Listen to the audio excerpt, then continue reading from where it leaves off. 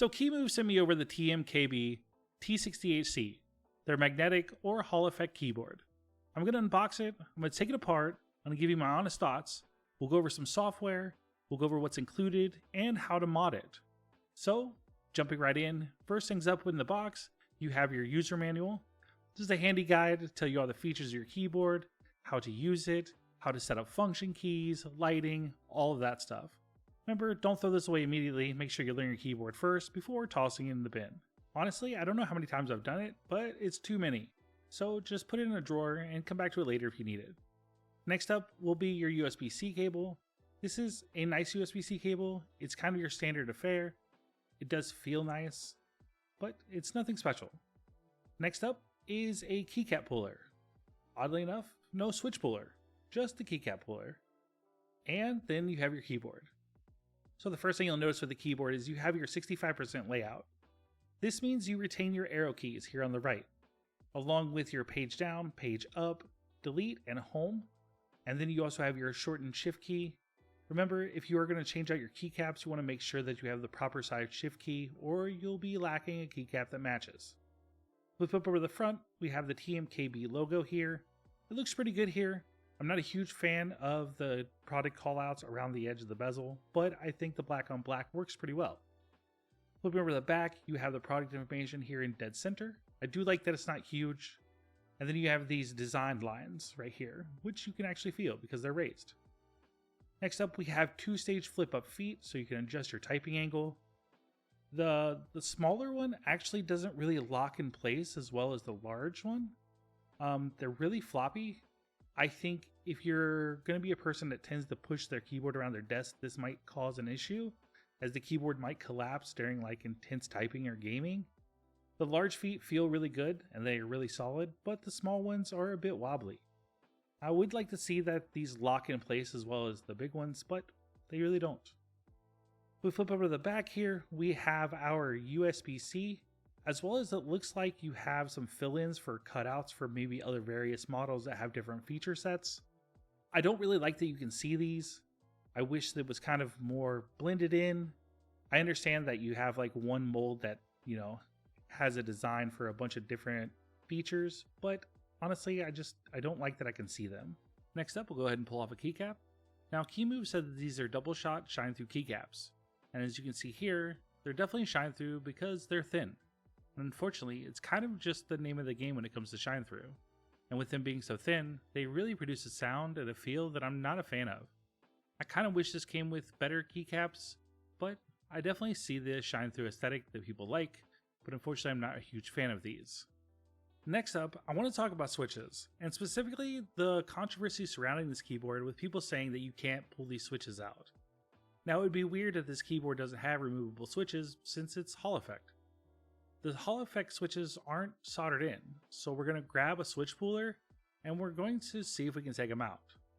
Now note, I did have to use a lot of force to get this out, like a surprising amount, but with enough force it did finally pop out. Now that we cleared that up, that you can take them out, and I did test it, it doesn't damage anything, and it worked just fine putting them back in. These are the golden switches from Kemove. They don't have any branding or anything like that, but they are a 40 gram linear switch. They feel really good, they don't feel scratchy, and all in all, they're not bad.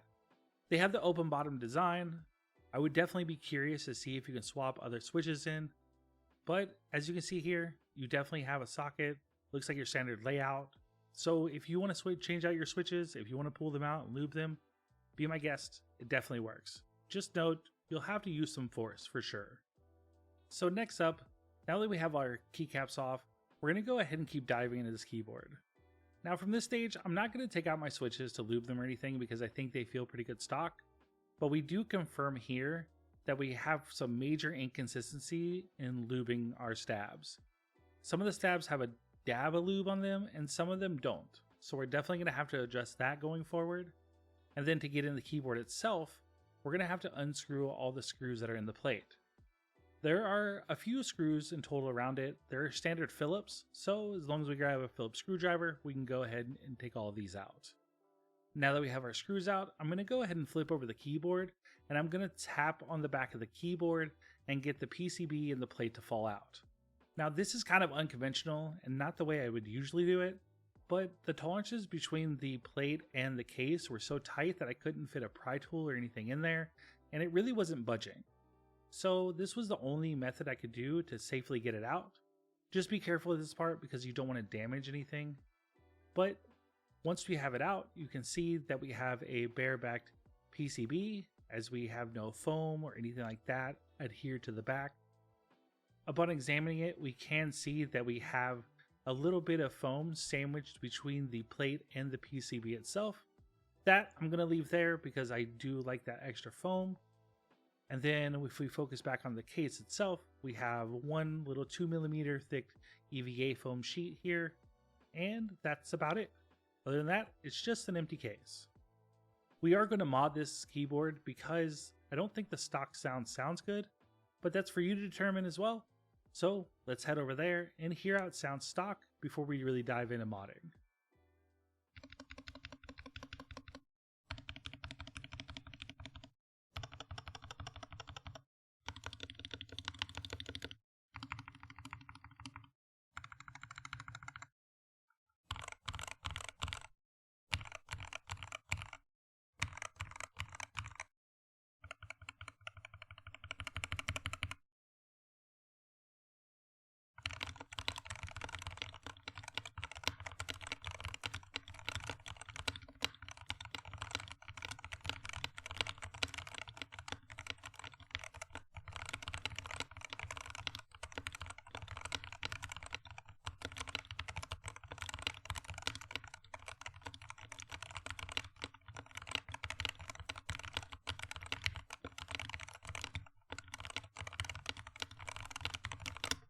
Okay, now that we've heard it stock, let's talk about mods. I'm not a huge fan of how this keyboard sounds stock, so we're going to use some erasers and we're going to line the bottom of the case with these kneadable erasers. Now I really like working with these because they're really pliable and they're easy to apply, and they're also affordable. So the plan is, we'll put these erasers at the bottom of our case, give us a better sound signature as well as some heft, and then between the PCB and the erasers, we'll fill that area with polyfill. Now the reason I'm choosing these two options to go with is because I'm really looking to deepen up the tone of this keyboard. I really want this keyboard to have that really thock tone, and since HE keyboards are kind of notorious for not sounding great, I think that's our best option and our best plan of attack. So now that we're filled with polyfill and our erasers, next up is the tape mod. So we're just going to grab our masking tape and we're going to do 3 layers of the tape mod, which this is just masking tape to the back of the PCB. So we don't need to see that, just 3 layers and then cut it down to size. Once you have that, we're now done with the mods. We do need to address the stabilizers though, because these stabilizers are so inconsistent. So we're going to go ahead and pull out the switches around our stabilizers. We're going to pull out our stabilizers.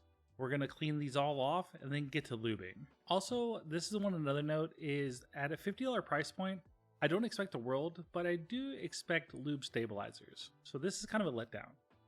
But if you need to lube your stabilizers, this is how you do it. All you need to do is lube each side of the stem here on the base, which is pretty simple. The next, you'll go ahead and grab the housing itself, and we're going to lube the inside walls of the housing. For here, I'm using 205G0, and honestly, you don't need a ton here. You just want a nice even coat on all edges, and that's really it. You don't want to overdo it because it will muddy your stabilizers, and then it's a pain to clean them again, and go through the whole rigmarole of that. Now for the bar itself, I'm going to switch to dielectric grease. So I'm just going to grab my tube of dielectric grease in the bar itself, and I'll insert it just past the curve, and then I'll try to make sure I scrape off enough to have a nice even coat. Once you're even coated, you're good to go. You can put it all back together. It's pretty simple, and then you have lube stabilizers. Remember to always reinstall them and then check them before proceeding. But once you're happy, you can put everything back together, and we can move on to keycaps. And there's no way we're using stock keycaps for this. We've come too far to use the stock ones, and plus the shine through aren't good. So let's grab the Godzillas, specifically the Mecha Godzillas. Now Keytalk sent these over to me, and I'm super excited for these. I wanted to keep something crazy looking for an 8K polling rate keyboard that's Hall effect switches. I wanted something that really matched the energy. Not to mention that these are KOL profile, so they're thicker and taller. So I think that'll bring up the deep sound we're looking for. Not to mention that these keycaps are polycarbonate and PBT, and they have a UV coating on top of them that kind of rubberizes the top. So I think all of that will give us a really nice sound signature, as well as the design overall. I think for a keyboard that has 8K polling rate and Hall effect switches, I think it needs keycaps that kind of match that energy. And for me, Godzilla. I mean, why not, right? Also, we keep a bit of shine through because these have a waterfall design, so the sides and rear are like puddings. And the overall set has 157 keys. It has a secondary B key and a split spacebar, so it can accommodate any type of build you're going for. That's really cool. If we take a closer look, we can also see that the graphics are nice and clearly printed. We have colors that are going edge to edge. We don't see any chipping or warping or fading, which we really like.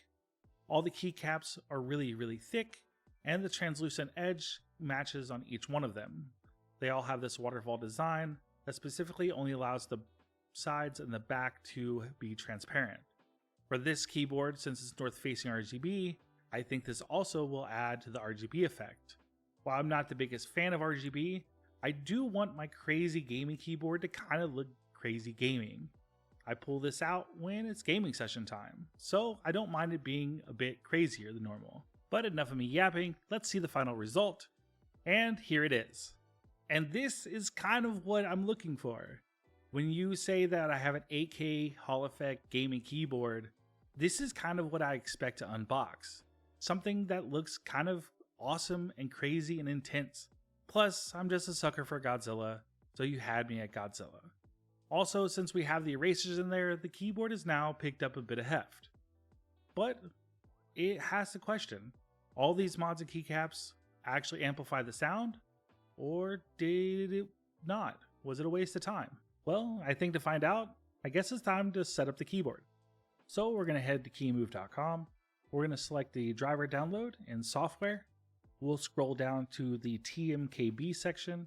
Then we'll locate the T68-c and we'll select online driver. Here, your browser will connect to your keyboard itself.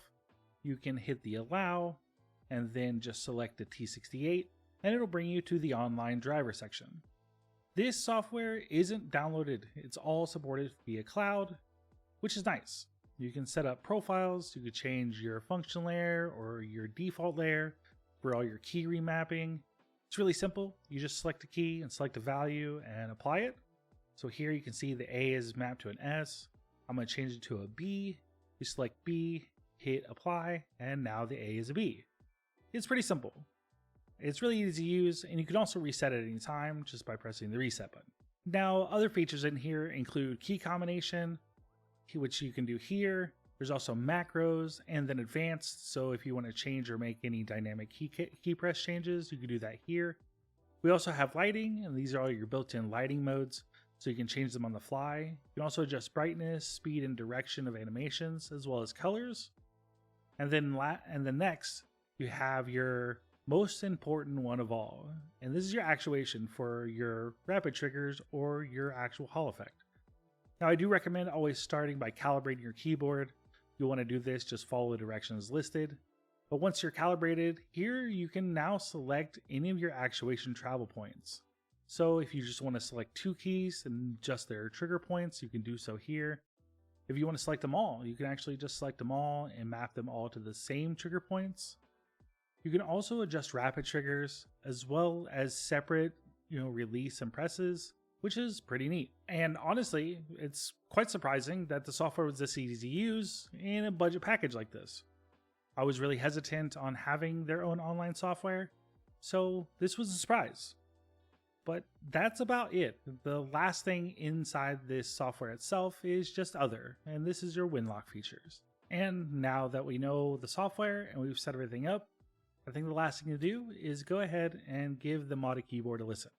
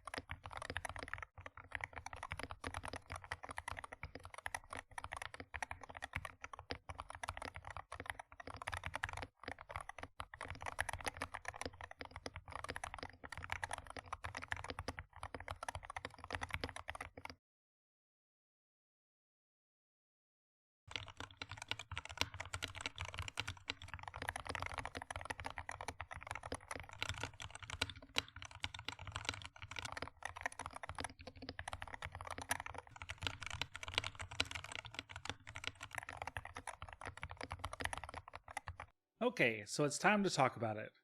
And for a $50 Hall Effect keyboard, I think it's alright.